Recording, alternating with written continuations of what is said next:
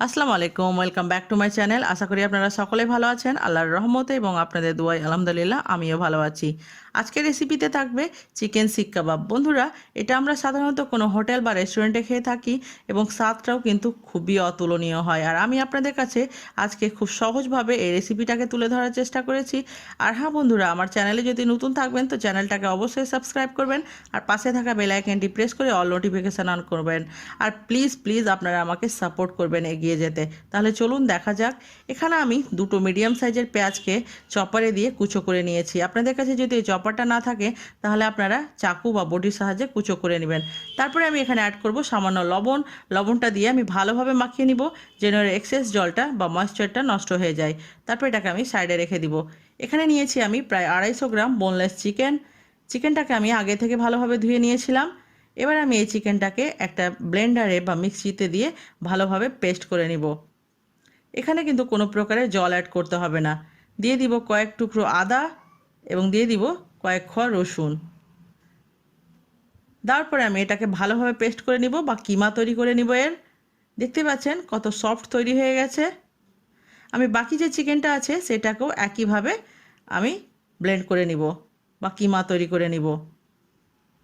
বন্ধুরা, এই কিমা তৈরি করার সময় কিন্তু বা চিকেন শিক কাবাব তৈরি করার সময় আমি কোনো কিছু বাইন্ডিং অ্যাড করব না, না কর্নফ্লাওয়ার, না ময়দা, বেসন বা ব্রেড ক্রাম্বস কিছুই আমি অ্যাড করব না। হয়ে গেছে সম্পূর্ণটা কিমা তৈরি করা। এবার আমি এখানে অ্যাড করব এক টুকরো লেবুর রস। লেবুর রসটা না থাকলে আপনারা এখানে ভিনিগার অ্যাড করবেন, কিন্তু অবশ্যই অ্যাড করতে হবে। তারপরে দিয়ে দিব ঝালের জন্য কাঁচা লঙ্কা কুচি। আপনারা নিজের নিজের টেস্ট অনুযায়ী ঝালটা কম বা বেশি করবেন। তারপরে দিয়ে দিব ধনেপাতা কুচি। তারপরে দিয়ে দিব সামান্য আজওয়াইন। আজওয়াইনটাকে আমি হাতের তলায় এভাবে কচলিয়ে নিব যেন এর ফ্লেভারটা ভালোভাবে বের হয়। তারপরে দিয়ে দিব আমি স্বাদ মতো লবণ, কাঁচা ধনে গুঁড়ো, কাঁচা জিরে গুঁড়ো, গরম মশলা গুঁড়ো, তারপরে এখানে দিব ভাজা জিরে গুঁড়ো। এখানে দিয়ে দিব এবার আমি পেঁয়াজটাকে আমি এভাবে হাতে চিপে জলটা এর বের করে নিব, কারণ এর জলটা যদি থেকে যায় তাহলে কিন্তু কিমাটা যখন আমি রেস্টে রাখবো তখন কিন্তু স্যাঁতস্যাঁতে হয়ে যাবে বা ভিজা ভাব চলে আসবে। অবশ্যই জলটাকে কিন্তু নিচড়ে ফেলে দিতে হবে। দেওয়া হয়ে গেছে। এবার আমি সমস্ত কিছুটাকেই ভালোভাবে হাত দিয়ে মাখিয়ে নিব। এই কাজটা কিন্তু 5 থেকে 7 মিনিটের মতো করতে হবে। যত ভালোভাবে এখানে মাখবেন তত কিন্তু আপনাদের বাইন্ডিংটা ভালো হবে। হয়ে গেছে। একটা ডোয়ের আকারে আমি এটাকে নিয়ে নিয়েছি এবং এটাকে ঢাকা দিয়ে আমি রেস্টে রেখে দিব প্রায় 2 ঘন্টার জন্য নর্মাল ফ্রিজে। 2 ঘন্টা পরে আমি ফ্রিজ থেকে বের করে নিয়েছি এবং দেখতেই পাচ্ছেন কত সফট একটা ডো তৈরি হয়ে গেছে।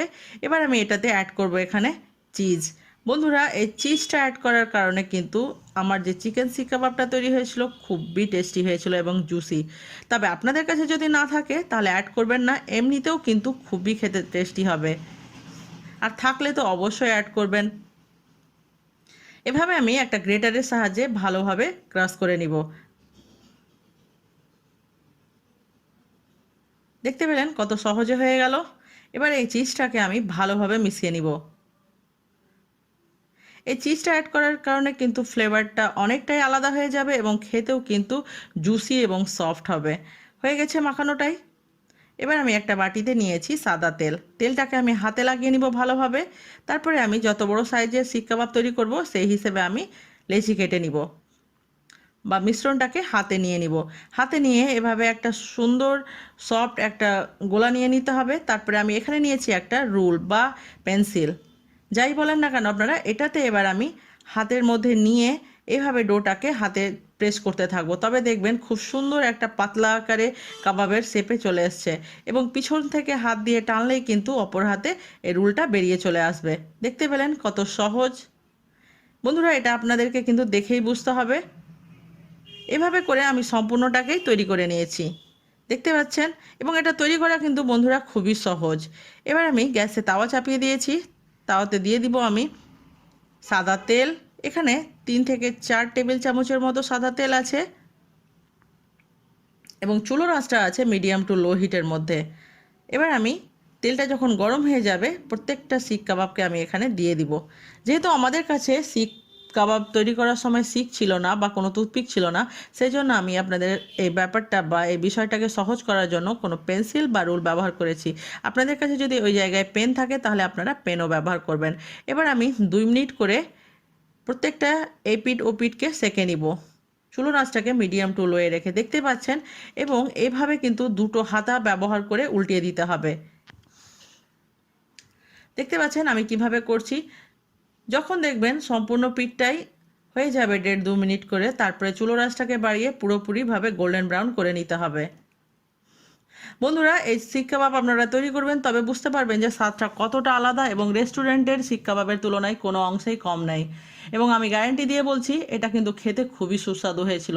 যারা আমার এই রেসিপিটা সেদিন খেয়েছিল তারা সবাই আমার তারিফ করেছে, এবং আপনারাও আশা করি তৈরি করবেন, তো অবশ্যই ভালো বলবেন এটাকে। হয়ে গেছে, এবার আমি একটাকে উঠিয়ে নিব। এভাবে করে আমি সম্পূর্ণটাকে সেঁকে নিয়েছি। আমার এই রেসিপি আপনাদের কাছে কেমন লাগলো অবশ্যই আমাকে কমেন্ট করে জানাবেন। আর আমার সঙ্গে অতক্ষণ থাকার জন্য অসংখ্য ধন্যবাদ। এটাকে যে কোনো সস এবং পেঁয়াজ দিয়ে খেতে বেশ ভালো লাগবে। ভালো খান এবং সুস্থ থাকুন। আপনাদের দোয়ায় আমাকে মনে রাখতে ভুলবেন না। আবারও দেখা হবে নতুন কোনো একটা রেসিপির সঙ্গে। আল্লাহ হাফেজ।